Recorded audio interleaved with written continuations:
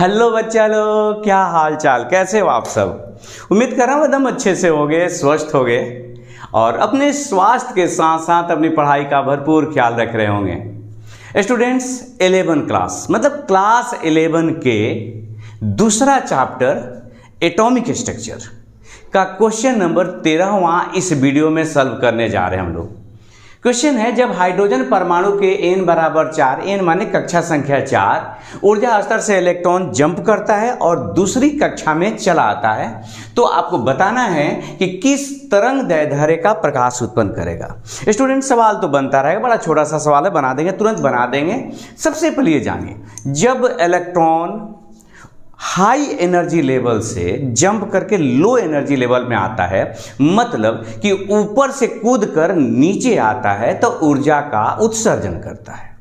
तो वही आपको बताना इस सवाल में कि जो ऊर्जा मतलब जो प्रकाश उत्सर्जित हो रहा है, उस उत्सर्जित प्रकाश का तरंग दैर्ध्य क्या है। इलेक्ट्रॉन कहां से कहां जंप कर रहा है दोस्त, तो आपको पता चल रहा है कि इलेक्ट्रॉन जो है वो जंप कर रहा है। देखिए 1 2 3 4 हमने बना दिया, अगर इसको पहला कक्षा, दूसरा और तीसरा, चौथा नाम दिया अगर हमने, तो चौथा से जंप करके दूसरा में आ जा रहा है। इलेक्ट्रॉन चौथा से जंप कर दूसरा में आ रहा है, तो बताना है कि जो ऊर्जा उत्सर्जित करेगा उसका तरंग दैर्ध्य क्या होगा।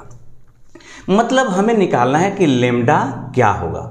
तो लेम्डा निकालने का हमारे पास तरीका है कि अगर किसी तरीके से तरंग संख्या निकालने, न्यू बार क्या है, तरंग संख्या, तो हम तरंग संख्या का अगर उलट दें, उसको व्युत्क्रम कर दें, तो तरंग दैर्ध्य निकल जाएगा। तो सबसे पहला काम क्या हम लोग का होगा, तरंग संख्या निकालना। और तरंग संख्या निकालने का हमारे पास एक खूबसूरत सा फॉर्मूला है, न्यू बार बराबर 1096777 1/n1 square minus 1/n2 square centimetre minus 1। मतलब दोस्त कि सबसे पहले हम लोग न्यू बार निकालेंगे, न्यू बार निकालने के बाद तरंग दैर्ध्य भी हम लोग निकाल लेंगे। तो आइए क्वेश्चन बनाते हैं। प्रश्न में क्या दिया गया है, सॉल्यूशन कर रहे हैं। देखिए गिवन है, बताइए किस कक्षा से इलेक्ट्रॉन जंप करता है। इलेक्ट्रॉन जो जंप कर रहा है, n1 का वैल्यू दे दिया गया 2 और n2 का वैल्यू दे दिया गया 4। चौथा कक्षा से जंप करके कहां आ रहा है, दूसरे कक्षा में आ रहा है। तो n1 का वैल्यू हो गया 2, n2 का वैल्यू हो गया 4। तो इस तरह से सबसे पहले निकालेंगे न्यू बार।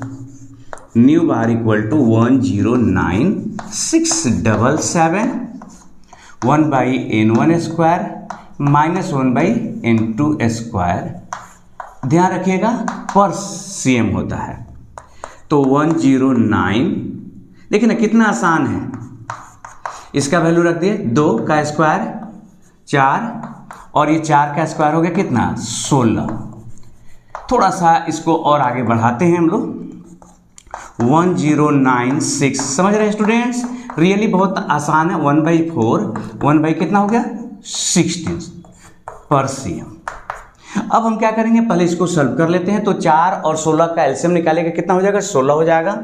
तो हो गया 1099677, ये हो गया 16, 4 चौका 16, 4 16 एकम 16 माइनस 1 पर cm। इसका तो मतलब ये निकला कि न्यू बार बराबर आ गया 1099677, 4 में से 3 गया, सॉरी 1 गया 3, अब बटा हो गया 16 पर cm। ये आ गया न्यू बार। लेकिन हमें न्यू बार थोड़ी ना निकालना है, हमें तो निकालना है लेम्डा, तरंग दैर्ध्य। इसलिए तरंग दैर्ध्य हो गया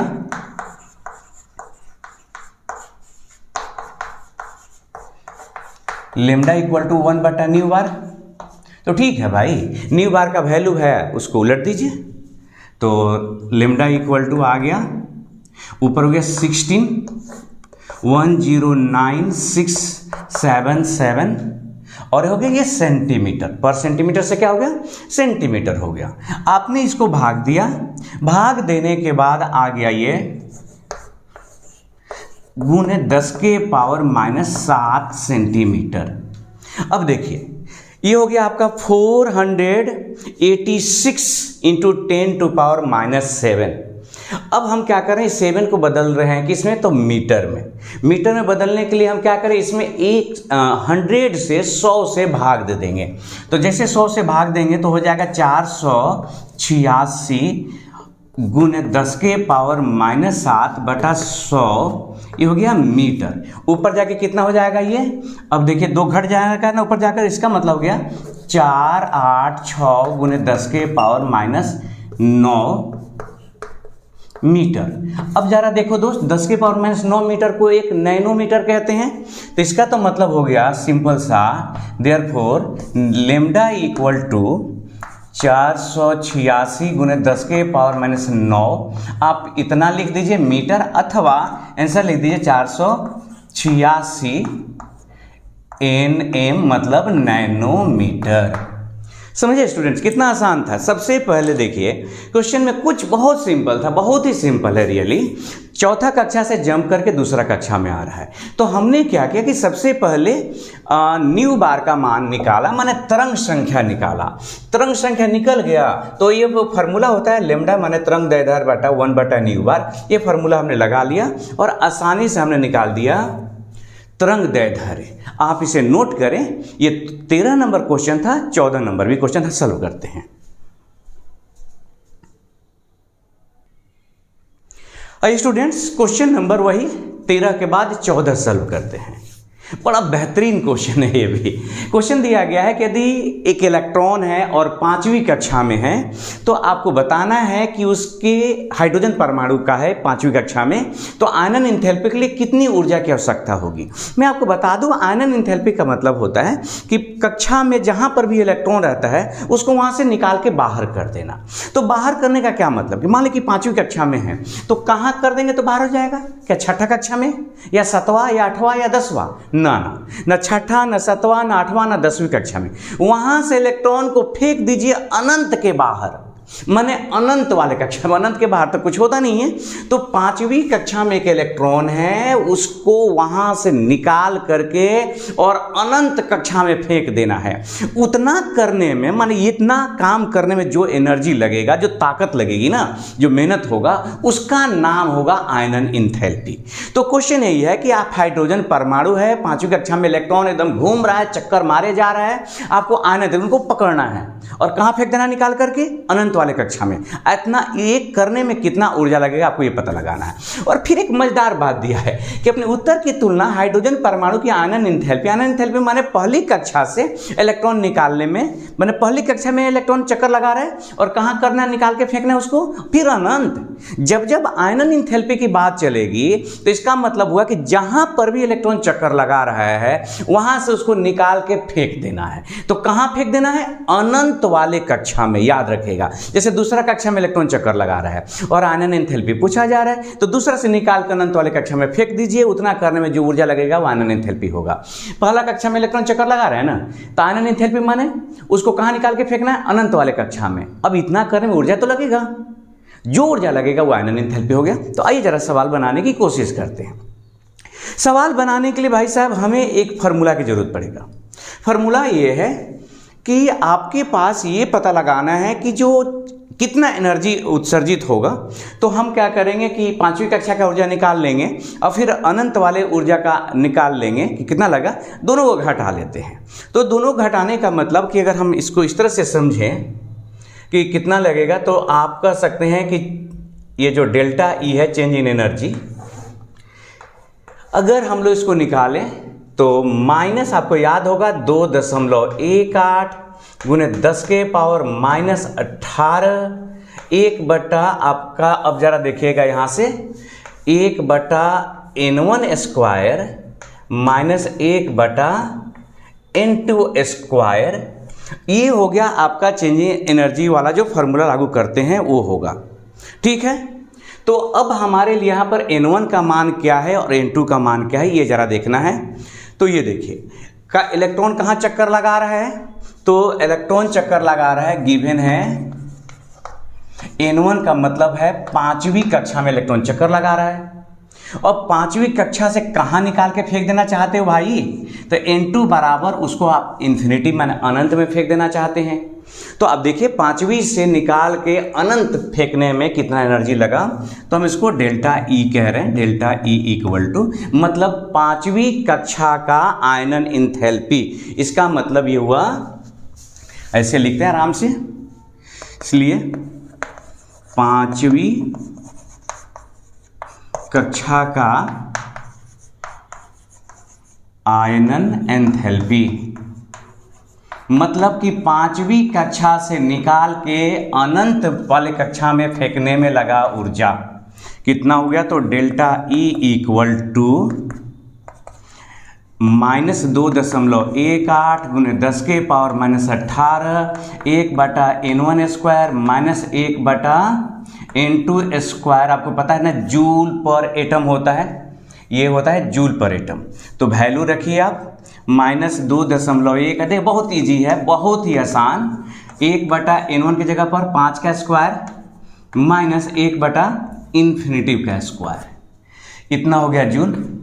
तो भाई साहब आ गया -2.18 गुने 10 के पावर -18 और 1 बटा कितना हो गया 25 और 1/∞ का मतलब क्या हुआ 0।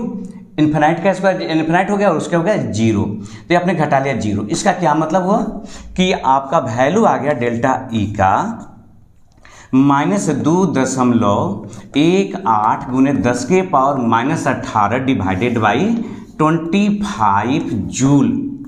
इसका मतलब कि 5वीं कक्षा से हाइड्रोजन परमाणु के 5वीं कक्षा से, याद रखें हाइड्रोजन परमाणु के लिए बात कर रहे हैं, हाइड्रोजन परमाणु के 5वीं कक्षा से इलेक्ट्रॉन को निकालकर अनंत वाले कक्षा में फेंकने में एनर्जी लगेगा -2.18 गुने 10 के पावर 18 डिवाइडेड बाई 25।